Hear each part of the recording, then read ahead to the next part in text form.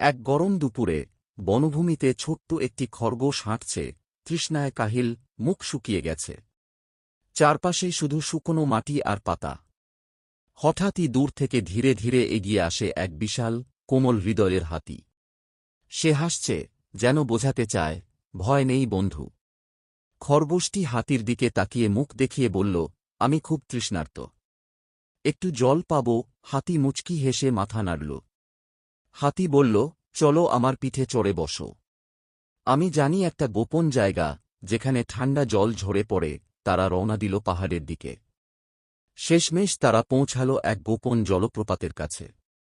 খরগোশ আর হাতি একসঙ্গে জল খেল, আনন্দে খিলখিল করে হেসে উঠল। সূর্য অস্ত যাচ্ছে, চারপাশে শান্ত পরিবেশ।